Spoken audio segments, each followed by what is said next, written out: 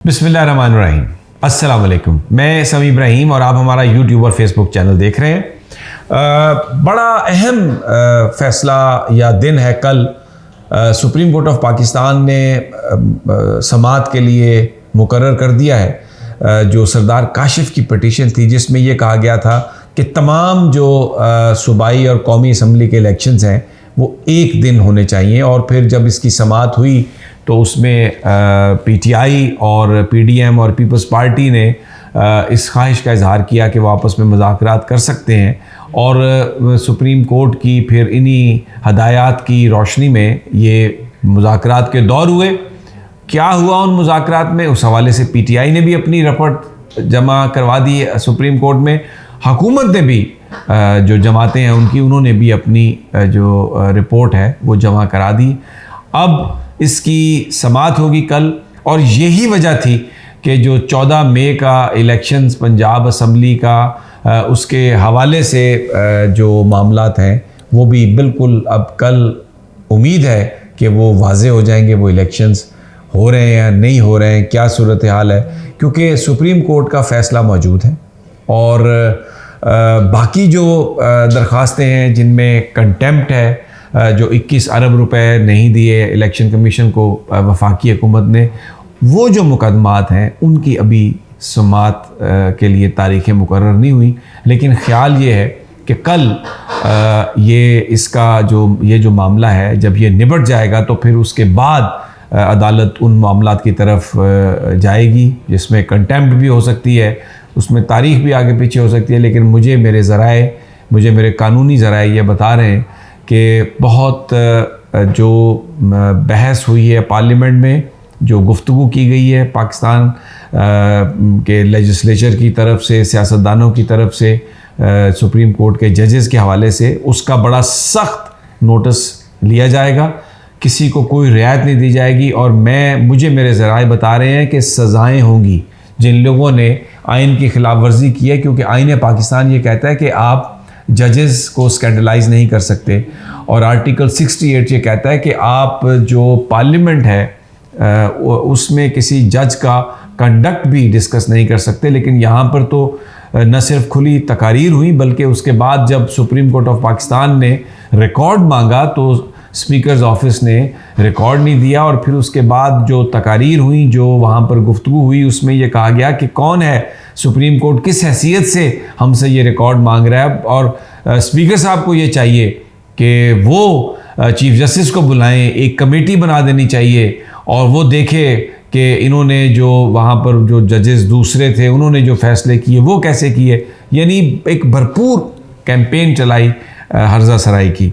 और आज उसमें एक नए चैप्टर का इजाफा हुआ। अयाज सादिक साहब ने आज जस्टिस मुज़ाहिर अली नकवी का जो मामला है, जो उन पर एक इल्ज़ाम है, बेबुनियाद इल्ज़ामात हैं, कोई उनमें हकीकत नहीं है, जो रिकॉर्ड बताता है मुज़ाहिर अली नकवी साहब के जो बेटे हैं उन्होंने लाखों रुपए का टैक्स दिया है, उनकी प्रॉपर्टी जो है सारी की सारी डिक्लेयर्ड है, और उनकी जो साहबजादी है उनकी जो फ़ीस अदा होती है वो सुप्रीम कोर्ट ऑफ पाकिस्तान से कर्ज़ लिया है जस्टिस मुज़ाहिर अली नकवी ने। और वो जो रकम है हर महीने उनकी तनख्वाह से कटती है, उनके अकाउंट से वो रकम मिन्हा की जाती है। किसी तरह की भी कोई ऐसी चीज़ नहीं। लेकिन उन पर जो इल्ज़ाम लगाए गए और फिर उसके बाद आज ये कहा अयाज सादिक साहब ने, जो साबिक स्पीकर हैं, कि ये मामला वो पब्लिक अकाउंट्स कमेटी में भेज रहे हैं, जहाँ पे नूर आलम जो पीटीआई के मुनहरिफ रुकन हैं वो उसके चेयरमैन है पब्लिक अकाउंट्स कमेटी के। और वो बार बार ये कह चुके हैं कि उन्होंने नोटिस भी भेजा है रजिस्ट्रार को कि वो पेश हों 20 मई तक, या शायद 17 मई है। और अगर नहीं पेश होंगे 2010 से 2020 तक का फाइनेंशियल, 2021 तक का फाइनेंशियल ऑडिट लेके, तो ये कहते हैं नूर आलम कि वो फिर उनके वारंट गिरफ्तारी जारी करेंगे। बड़ा एक ऐसा अजीब ये मामला है कि जिसने एक टेंशन बहुत बढ़ा दी है सुप्रीम कोर्ट ऑफ पाकिस्तान और पीडीएम हुकूमत के बीच। ये डायरेक्ट अटैक है सुप्रीम कोर्ट पर। जो जस्टिस मुज़ाहिर अली नकवी हैं, ख़ास तौर पर निशाना इसलिए है कि जब वो लाहौर हाई कोर्ट में भी जज थे तो उन्होंने बड़े ज़बरदस्त डिसीजन लिए थे। मसलन मॉडल टाउन का जो वाक़या है उसकी जो इंक्वायरी रिपोर्ट थी वो पब्लिक नहीं हो रही थी, तो ये जस्टिस मुज़ाहिर अली नकवी थे जिन्होंने कहा कि जो इसकी तहकीकाती रिपोर्ट है उसको आप पब्लिक करें। फिर इसके अलावा जो इन्होंने जो डेटा था नैब का, उसको सारा जो रिकॉर्ड था उसको भी डिजिटाइज़ करने के लिए जो अहकामात दिए थे ताकि वो एविडेंस ज़ाया ना हो और उसको महफूज कर लिया जाए, वो भी जस्टिस मज़ाहिर अली नकवी ने किए थे। अल्ताफ़ हुसैन की जो तकरीर थी जिसमें वो हमेशा पाकिस्तान, कायदे आज़म, हमारे इदारों के बारे में एक बेसुरपा गुफ्तगू करते थे, उनकी तकरीर पर भी जो पाबंदी लगाई थी वो भी जस्टिस मज़ाहिर नकवी हमेशा कानून के साथ खड़े रहे और बड़े बहादुर वो जज हैं और इसीलिए उनको निशाना बनाया जा रहा है। एक और डेवलपमेंट जो आज हुई मैं आपके साथ शेयर करना चाहता हूँ। इमरान खान साहब की गुफ्तगू थी इस्लामाबाद हाई कोर्ट में। आज वो आए और व्हील चेयर पर उनको ले जाया गया क्योंकि अदालत ने उनकी गाड़ी को अंदर जाने की इजाज़त नहीं दी। और वहाँ पर जो उनकी सहाफ़ियों से गुफ्तगू हुई उसमें एक सहाफ़ी ने उनसे सवाल किया कि काजी फ़ाइज़ ईसा साहब के ख़िलाफ़ जो रेफरेंस था वो जनरल फैज़ के कहने पर हुआ था और क्या उससे अदालत तकसीम नहीं हुई। तो इमरान खान साहब ने उस पर एक बात कही कि ये जो रेफरेंस है ये फैज़ से भी ऊपर से आया था और हमें तो ये बताया गया था कि निकाला गया है नवाज़ शरीफ को उनकी जायदाद की वजह से और काजी फ़ाइज़ ईसा और सबको, क्योंकि सब ने हिसाब देना है इसलिए काजी फ़ाइज़ ईसा साहब के ख़िलाफ़ भी रेफरेंस जा रहा है। लेकिन बाद में पता चला कि ये मामला तो कुछ और हैं, ये वाक़यात तो कुछ और हैं। एक जो ऐसी ये गुफ्तगू है जिसने बड़े सवाल उठा दिए हैं कि ये फिर सारे का सारा जो मामला था वो किस तरह से इसको आगे चलाया गया और इसके पीछे कौन था।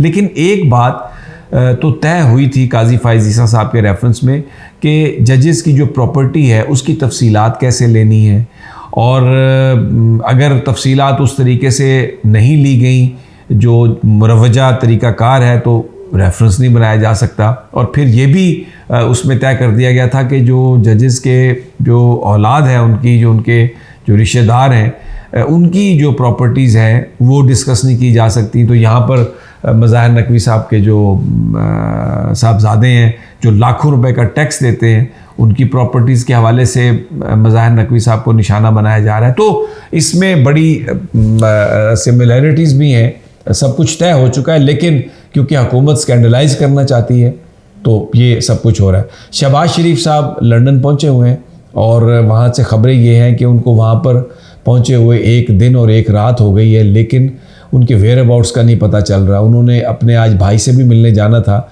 हसन नवाज़ के ऑफ़िस में यानी नवाज़ शरीफ से, वहाँ पर भी नहीं वो गए और किसी बंदे को नहीं पता। मीडिया पूरी तरह उनको फॉलो कर रहा है लेकिन उनका कुछ पता नहीं वो कहाँ पर हैं, किसके साथ वो मिल रहे हैं। और बिलावल भुट्टो गोवा पहुँच गए हैं लेकिन वहाँ पर जो सहाफ़ियों की एक टीम लेके गए हैं वो जिस तरह के पैकेजेस वहाँ से बन के आ रहे हैं तो बिल्कुल सही फवाद चौधरी साहब का ट्वीट था कि ऐसा लग रहा है कि वो सब लोग वहाँ पर भारत की जो सियाहत है उसको प्रमोट करने के लिए गए हैं। और बहुत ही बिलावल का जो ये दौरा है उसके हवाले से जो रिएक्शंस हैं उसके हवाले से जो लोगों के जज्बात हैं अगर उनको देखें तो इसको कोई अप्रिशिएट यहाँ पर पाकिस्तान में नहीं कर रहा। बहरहाल इजाज़त दीजिए अगली वीडियो तक इंशाल्लाह जल्द मुलाकात होगी। लेकिन कल का दिन बहुत अहम है और हम सुप्रीम कोर्ट में होंगे और आपको ताज़ा तरीन इत्तलात देंगे। अल्लाह निगहबान।